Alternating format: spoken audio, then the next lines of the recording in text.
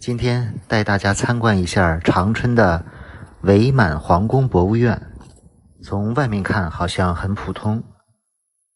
这个伪满皇宫博物院是5A 景区，门票70，比北京的故宫还要贵很多。里面有几个主要建筑，现在看到的是同德殿，也是整个伪满皇宫里规模最大的一座建筑。现在进入同德殿。同德楼还是体现了皇家宫殿风范，还有是一个中日合璧风格的建筑。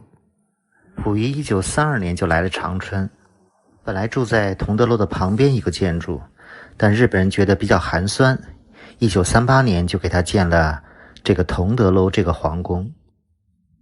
但溥仪内心也并不信任日本人，所以一直没怎么在这里住。这次参观还特意花了120块钱请了个导游讲解，不过导游的声音实在是太小了，视频里根本就听不见。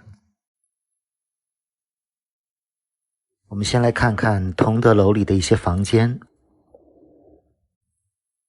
这个是溥仪的客厅。溥仪作为中国的末代皇帝，一生有着传奇的色彩。他一共3次登基，一生娶过5个老婆。不过所有的一切下场都很悲惨。他的故事更多的人是通过电影电视剧《末代皇帝》来了解的，而实际上民间有更多关于他的传说和故事，基本上这些故事都是真实的。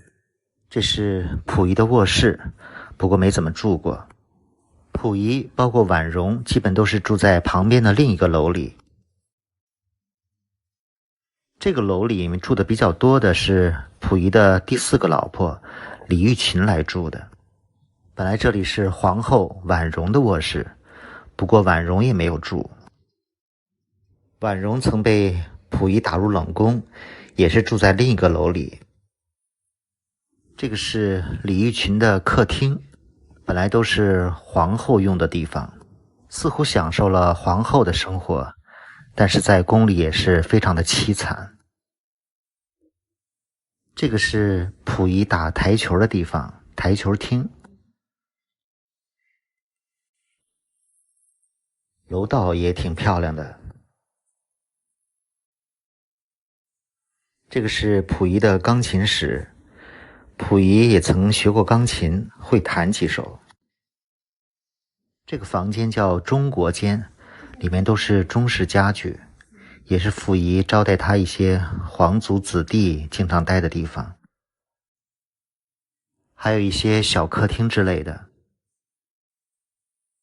这个是溥仪看电影的电影厅。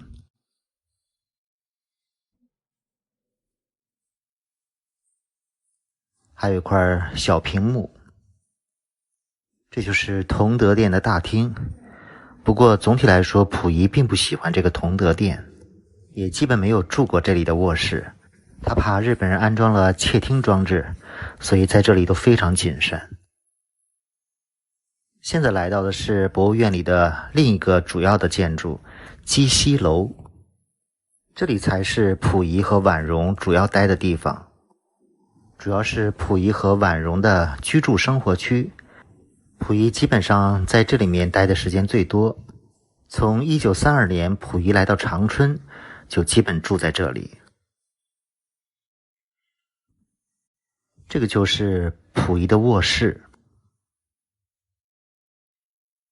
里面的东西都保存得比较完好。这个是溥仪的卫生间，溥仪每天在这里待很长时间，所以里面有不少的办公设备，经常蹲在这里就办公，看报纸。这是溥仪的书房书宅。这是溥仪的理发室，他的专职理发师还是个日本人。这是溥仪的佛堂。溥仪的中药房，因为溥仪身体不好，喜欢吃各种各样的珍贵药材。这个是皇后婉容的卧室。溥仪一共结过4次婚，有过5个老婆，但每个老婆都过得不幸福，甚至没有夫妻生活。皇后婉容从得宠到失宠，被打入冷宫，染上鸦片烟瘾，最后死得很惨。这就是婉容的吸烟史。溥仪的第2个女人是皇妃文秀，也是因为争取自由闹离婚，当时也算是一段丑闻。文秀是没有来这里住过的，离婚后过着自立的平民生活。这是溥仪的第3个女人谭玉玲的卧室。不过谭玉玲这个女子也是红颜薄命，最后的死因也一直是个谜。溥仪的第4个女人是李玉琴。李玉琴是伪满后期入宫的，与溥仪有过短暂的伪满生活，但一直也很不幸。两人后来也是离婚。离婚后，李玉琴成为了长春市图书馆的工作人员，后来又结婚，过上了幸福生活。溥仪的最后一个女人是大家熟识的李淑贤，她陪伴着成为公民后的溥仪走完了一生，其实也很悲惨。这个是勤民楼，是溥仪处理政务的地方。这个是西便殿。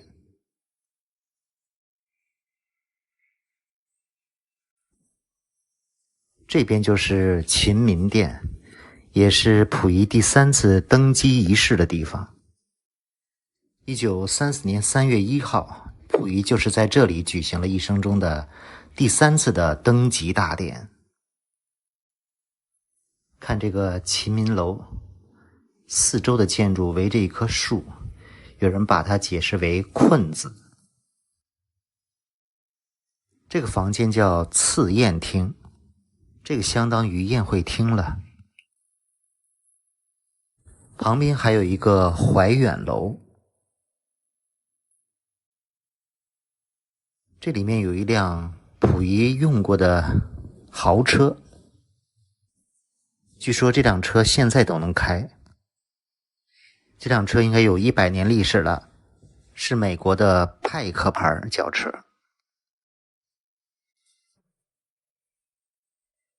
这里面还有个展览叫蓝徽幻影，这个蓝徽就是溥仪家族的皇室徽章。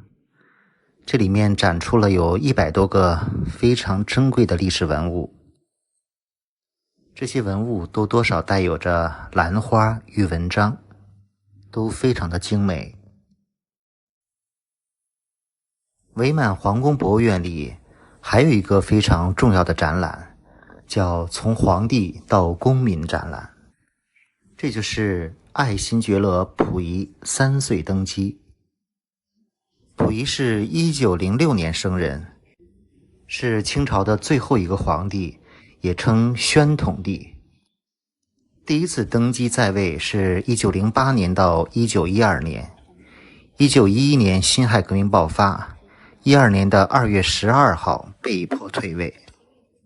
1917年张勋复辟，又拥戴了已经退位的清末皇帝溥仪，复辟了几天又退位了。所以溥仪的第2次复辟上位只上演了12天。之后溥仪曾在天津居住过几年，这都是溥仪和婉容在天津居住时拍的照片。看看婉容和溥仪，溥仪还是非常喜欢照相的。其实在天津的时候，溥仪也一心想着复辟，有很多珍贵的照片展览。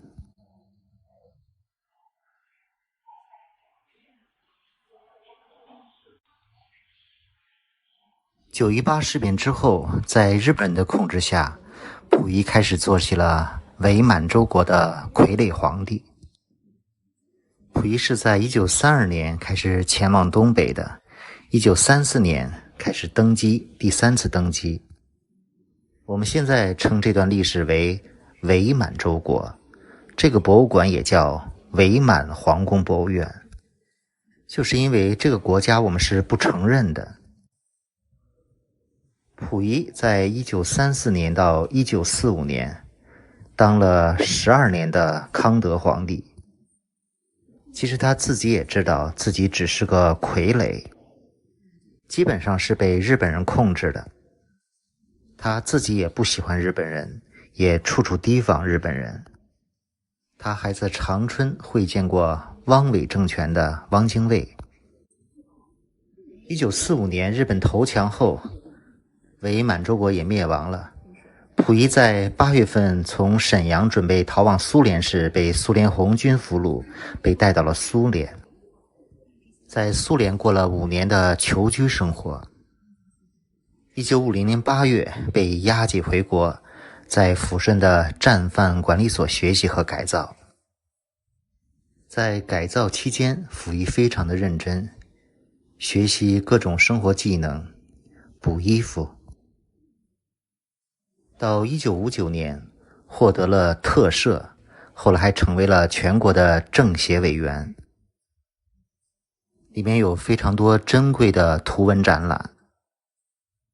溥仪的一生4次结婚，娶过5个女人，最后一次婚姻是在1962年成为普通公民后和李淑贤结婚。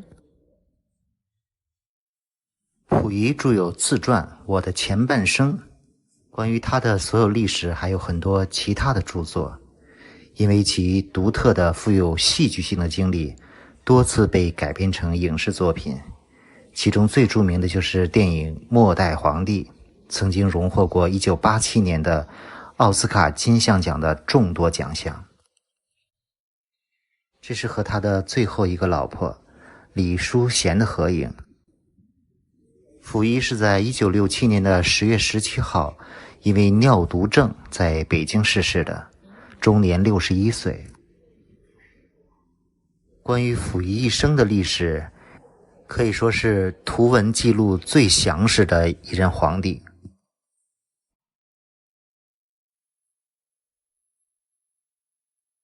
差不多2个小时把整个的伪满皇宫博物院参观完了。做这一期视频其实并不容易，尤其是解说起来特别的困难。不过这确实是一段应该让人记住的历史。如果你对历史感兴趣，下次来长春一定要来这里看一看伪满皇宫博物院。也希望大家对这段历史，对溥仪有什么评价，可以在留言区里留言。谢谢大家的关注和支持。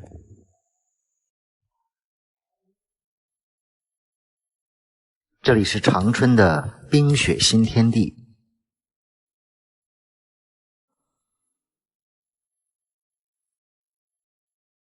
这里的面积超过150万平方米，是世界级的冰雪乐园。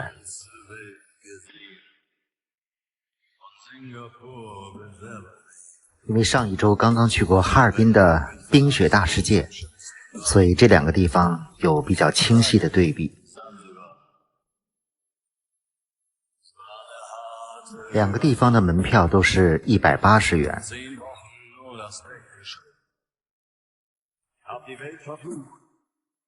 从今年的展出面积来看，长春的冰雪新天地似乎更大一些。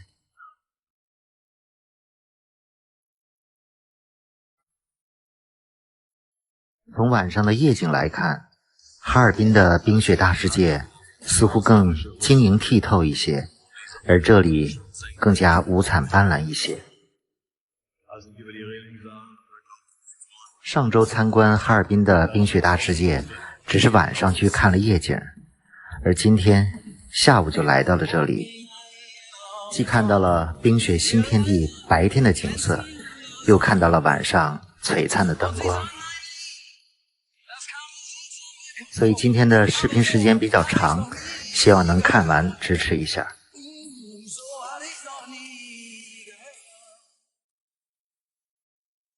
在长春去看冰雪新天地，在地铁口有景区的直通车，不过我们选择了打车。因为今天不是周末，所以游客明显少了很多。现在来到了冰雪新天地的大门口，这里有一个高高的立碑，远处是冰雪长城的雕塑。据说今年的冰雪新天地耗资仍然非常巨大，超过了哈尔滨的冰雪大世界。售票大厅里几乎没有游客。进到景区，首先有一个中国梦的雪雕，这是一面长达1000多米的雪雕墙，确实很有气势。白天，这些冰雕都呈现的是蓝色的。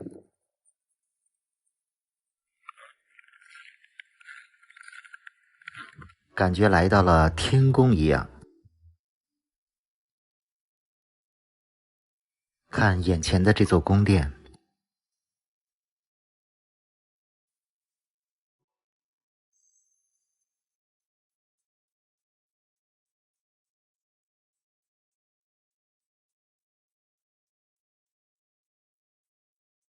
和哈尔滨的冰雪大世界一样，长春的冰雪新天地也有好几组宫殿，不过中式的宫殿比较多，所以更像是进入了中国的神话世界。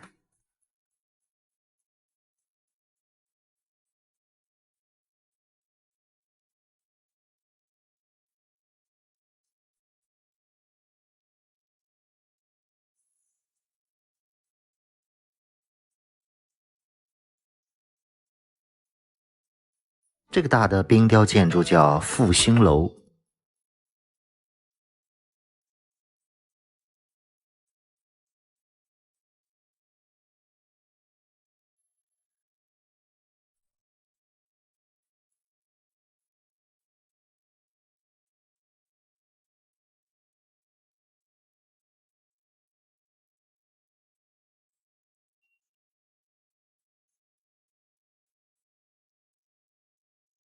高大的宫殿确实非常壮观。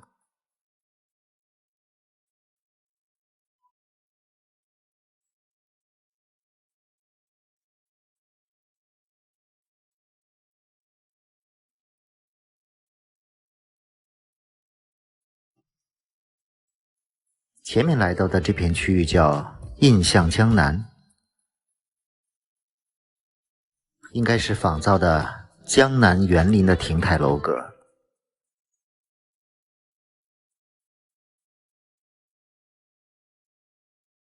还有小桥流水造型，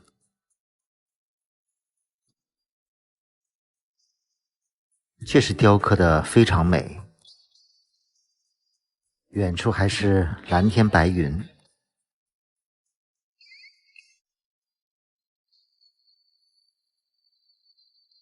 一般来冰雪新天地的也是晚上来的人居多，不过白天来也是另一种景色。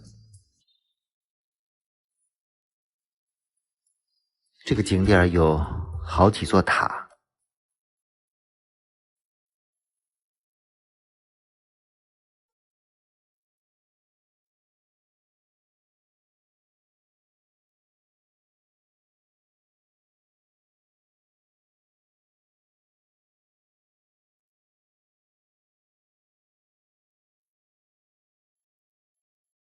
仿佛进入了真的塔林。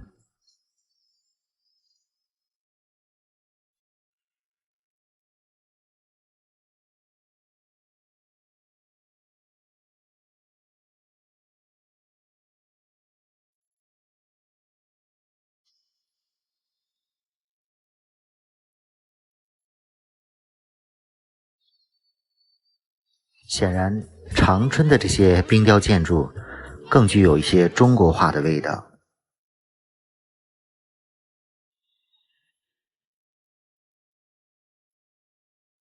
现在走到了以冬奥为主题的一组建筑，这个是一个巨大的高塔，这个塔高将近有50米了。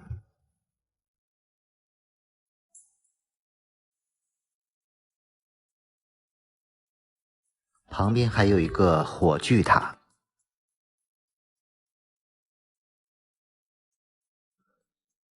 这都是有冬奥特色的冰雕建筑。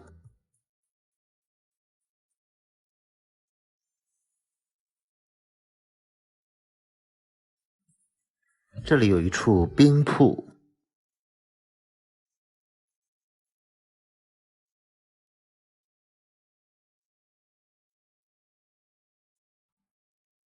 这一处冰瀑的造型也是非常的美。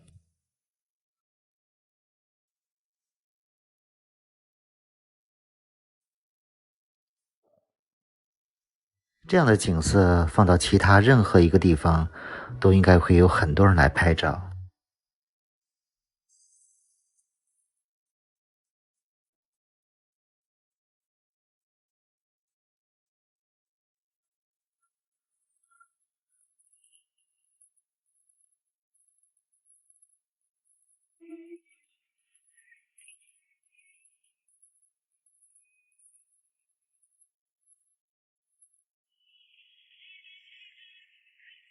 园区的中央有一个很大的表演场地，晚上这里会有表演。现在演员正在排练练习。舞台的后面有一个非常漂亮的城堡，这里也是大滑梯的起点。这个大滑梯长500多米，比哈尔滨的冰雪大世界还要长100米。手伸出来，手水味儿。同伴准备先滑下去。我这个才对。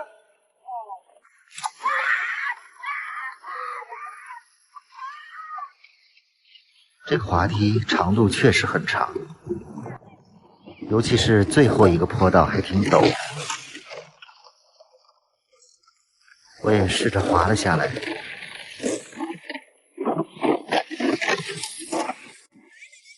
晚上才是冰雪新天地的黄金时间。4点半，这里的灯就逐渐的亮起来了。看看，晚上真的是五彩斑斓的色彩。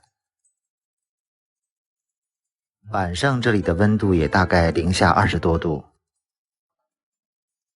在户外长时间的停留确实有点冷。不过这里也有不少的餐饮娱乐设施，觉得冷了也可以进去休息一下，喝点东西。现在还不到晚上5点钟，是拍照最好的光线时间。据说每周6这里还有烟花表演，平时没有烟花表演，但是晚上5点有歌舞表演。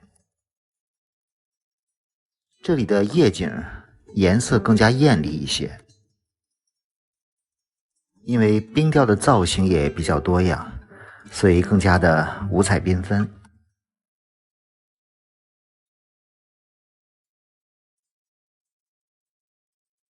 今天的游客确实太少了，真的是因为疫情的缘故。耗资如此巨大的一个冰雪新天地，这么少的游客真的太可惜了。这里的门票也是180元。虽然这里和哈尔滨的冰雪大世界是同样特色的景点，还是买票参观了。毕竟这也是世界级的冰雪盛会。看看这40-50米的高塔，那么让我们今天所有朋友在长春冰雪新地找到一番不一样的海帆的感觉。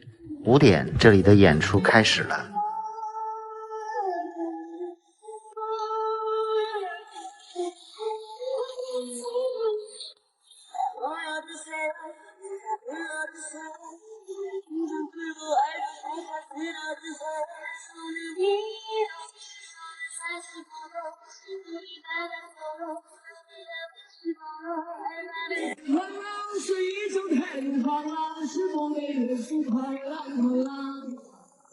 大滑梯这里的童话城堡也亮灯了，感觉这里亮灯比白天更漂亮一些。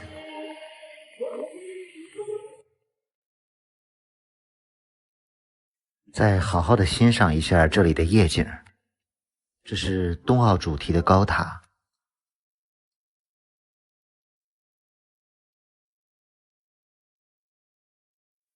这里有12生肖，一道亮光曾划过，留住青春片刻。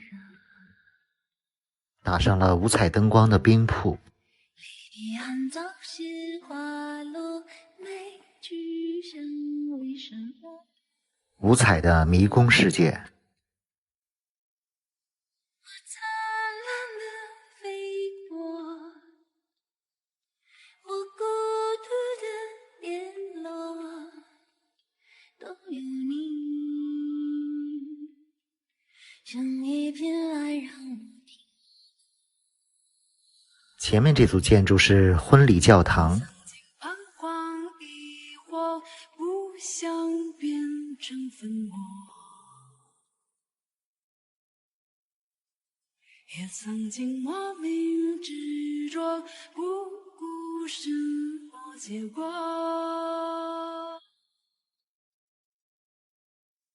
我想要成为你，却怕失去自己。你懂得。这片区域还有一个航空母舰，是完全的不同。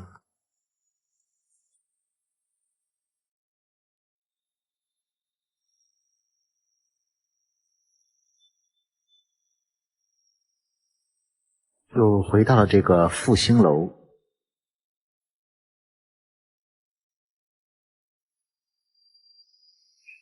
我来过，泪儿笑都是我的，别害怕坠落，回到天总会清醒的，用微笑面对所有，看我光阴和泪落。看前面这个超过1000米的用雪堆砌的墙，夜空最亮的星火，所以我爱过，在角落天空海阔。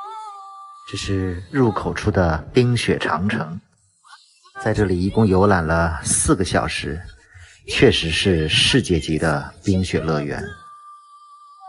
最后看看用无人机飞的冰雪新天地的夜景。洒脱，如初一这点